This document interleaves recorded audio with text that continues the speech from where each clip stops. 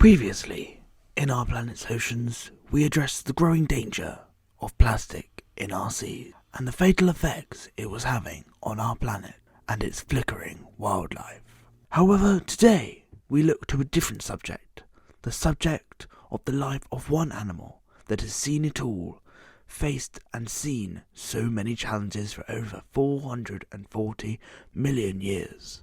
One species that has watched the world changing and adapting through the centuries. The crab.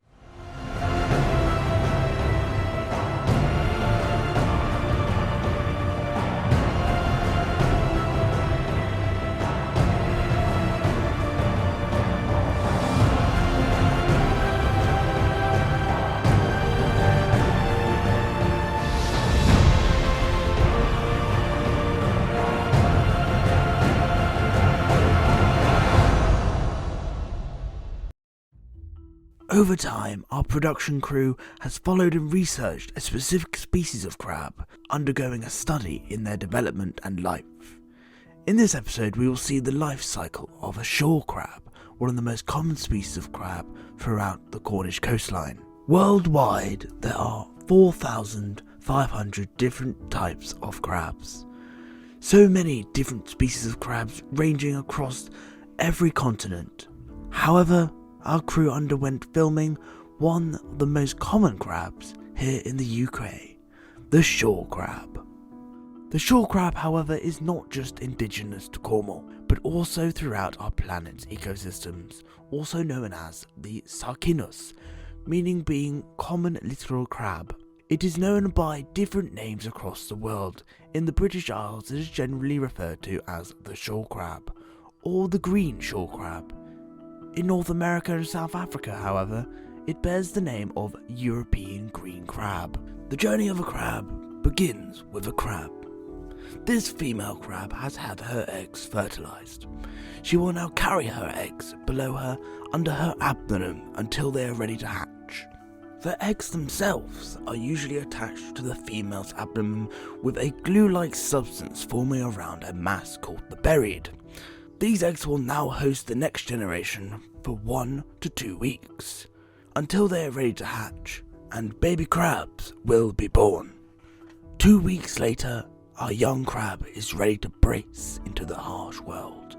Born on land, this crab will now be left by its mother to fend for itself. Now part of the plankton community, he flitters to the water to find smaller plankton to eat. Their newborn clear colour makes them near invisible to predators, but this does not stop fish and invertebrates feeding on them, so he must be cautious. After several periods of time and molt, the crab's offspring phase develops into the Maglepae, which looks more slightly larger and a more mature crab. Maglepae have well-known defined bodies and segments and claws, which makes them more identifiable with their stereotyped features as crabs. Moving further into its development, this crab has now reached the juvenile stage of its life. As the Maglepae settled in shallow waters, such as tide pools or estuaries, they undergo further development, molting several times as they grow.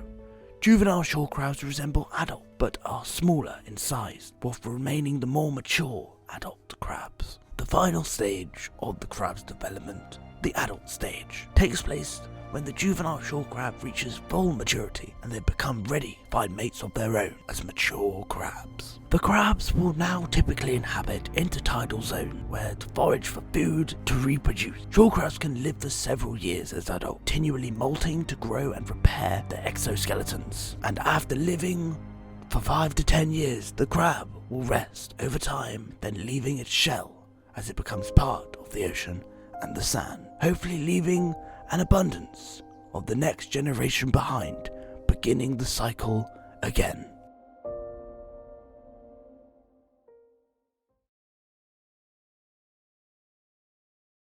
The footage you have seen in today's program, footage of our own, shot by our very own camera operators. Of course, over 4 months researching and filming these animals in their natural habitat across Cornwall and its beaches, and looking further by going to an aquarium such as the National Marine Aquarium, located in Plymouth. We now look at the filming process and have a look at the small glimpse of what it was like and the experience it was for our crew coming up, being so close with these historical animals who are now so at risk from dangers of climate change and plastic in our oceans and their flickering numbers, which may result in one day there being no crabs left on our planet, on Crab Planet. Filming the crabs and looking at them grow was one of a kind experience. Absolutely loved it, and I'd totally do it again. We're still friends since the last Crab Planet 1, and seeing Spindleshanks grow into the beautiful teenage crab he is today, and his sudden death really touched my heart. So I really hope that I can work with his family in the coming Crab Planet 3. But would you really do it again? Of course I would, in a heartbeat. I love the crabs. They're the best creatures ever. So, what was my favourite part about filming? That's an excellent question. What was my favourite part? My favourite part about filming was filming the fish. Filming the fish, just sitting there for hours watching fish go past the screen, was truly just a calming, momentous moment in my career. And I can't wait to do it again someday. Crab Planet 3 is the real dream. Crab Planet 3 is the real dream out there. But if I was going to do another animal next, I would like to, what animal? Let's do Ant Planet. Ant Planet is next. Let's do Ant Planet. Ant Planet, the trilogy, coming soon. What troubles did we face? A lot of rain. A lot of rain, again, and again, like last time. Luckily it wasn't that bad. We actually finished just before the rainstorm happened. It's going on right now. Yeah. Which would not have been good if we got caught in that. But we just escaped that, so that was brilliant. Another trouble we faced this time is that before I started filming, or we started filming, I didn't check the SD card. No, you didn't. No. It's terrible. I didn't check the file formatting, I didn't check anything. But luckily it's all okay, and it was all set properly anyway, which is good, which is very good, because otherwise we would have filmed everything and it wouldn't have worked. Nope. And I think at that point, we'd move straight on to Crab Planet 3 without Crab Planet 2. So that's that. That's that. That's that. Goodbye. Will there be a Crab Planet 3? Yes. This has been Crab Planet.